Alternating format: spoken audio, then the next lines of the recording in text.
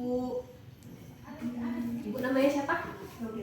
Rudi Lestari. Umurnya 55 tahun ya.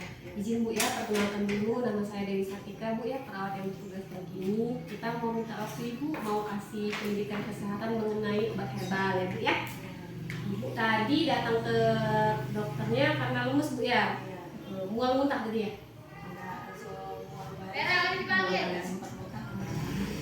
Jadi Ibu pernah nyoba herbal?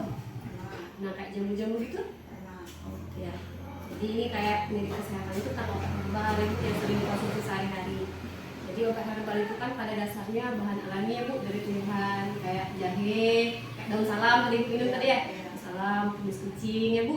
Nah terus juga ada yang kalau dari hewan kayak madu ya Bu. Nah, tapi kalau sekarang kan sudah modern, jadi obat herbal itu sudah diproduksi sama pabrik. Kalau yang kita tahu kayak bentuk kapsul Bu ya dijual ya, kapsul atau jamu serbuk atau bentuk teh. Nah sekarang itu sudah banyak dijual di pasaran, kadang di toko obat atau dijual online. Nah obat herbal itu yang ditakutkan itu obat herbal yang ilegal, kan sekarang ada yang legal ada ilegal ya Bu. Yang membahayakan yang ilegal, ditakutkan itu malah pasarnya nggak tahu ciri obat herbal yang ilegal tadi seperti apa. Nah jadi kalau obat herbal yang ilegal itu Bu, biasanya salah satunya dia nggak punya izin BPOM di kemasannya, jadi nggak ditulis nomor BPOM-nya berapa di kemasannya. Kemudian tidak mencantumkan komposisi bahan dan tanggal kadaluarsa. Jadi kalau ibu beli jamu bungkusan itu, kemasan obat herbal itu, jadi nggak ditulis misalnya isi obatnya apa misalnya daun salam atau kunyit atau jahe Bu, ditulis biasanya. Nah terus tanggal kadaluarsa juga nggak ada, jadi ibu nggak tahu ini obatnya sudah kadaluarsa atau belum, tahun berapa kadaluarsanya, itu biasanya nggak dicantumkan.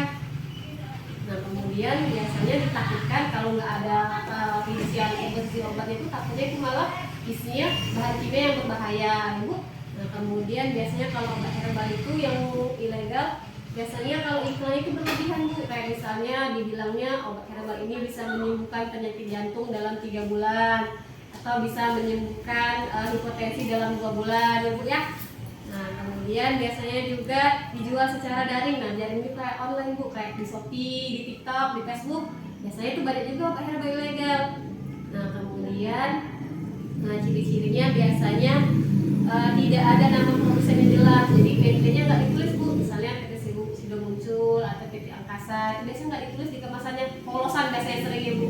Kemudian bentuk, warna atau rasa yang mencurigakan. Nah kalau misalnya ibu beli obat sudah baunya terlalu tajam, warnanya terlalu mencolok atau rasanya terlalu tajam, itu biasanya itu karena kandungan bahan kimia di obat tadi Bu ya yang berbahaya, makanya dia terlalu tajam baunya atau rasanya terlalu tajam. Kemudian dikemas secara tidak profesional. Nah, kayak tadi misalnya cuma kayak bungkusan bening ya, yang ada mereknya atau botol-botol bening, itu biasanya juga ilegal juga. Kemudian dijual dengan testimoni palsu, dan biasanya kayak dijual online, kayak cuma misalnya screenshot WA ya, bilangnya saya sembuh dengan obat ini dalam 2 bulan. Itu biasanya juga ilegal ya Bu.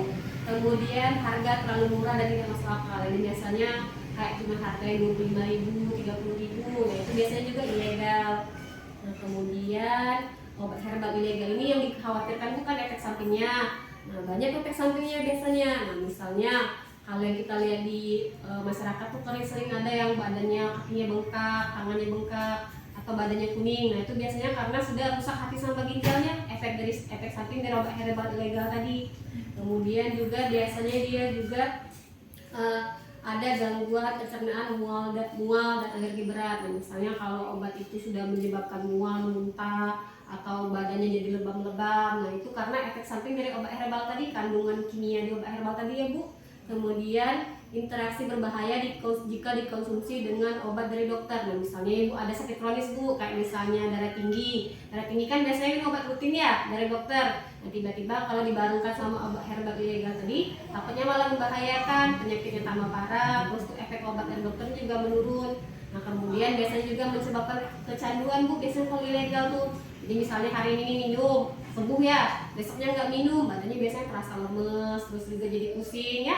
Nah itu biasanya juga karena efek samping dari obat herbal ilegal tadi. Nah jadi kalau ibu minum obat herbal boleh ya Bu, tapi lebih baik belinya di apotik, atau kalau mau beli di toko obat, lihat dulu kemasannya, tadi kayak lihat BPOM-nya, PT-nya, komposisinya ya Bu. Nah kalau lebih bagus lagi juga dikonsultasikan sama dokter, atau dibawa ke puskesmas boleh, dikonsultasikan sama perawatnya, sama dokternya ya Bu ya. Nah mungkin sampai sini Bu ditanyakan Ibu ya, tentang obat ada ya. Jadi Bu, nanti kan kalau Ibu untuk informasi lebih lengkapnya nanti kita bisa kirimkan ke WA Ibu link dari materi tadi kalau Ibu mau lihat ya tentang obat herbal ya Bu ya. Jadi kita kirimkan ke WA Ibu. Mungkin sampai sini Bu, makasih ya atas waktunya Ibu ya.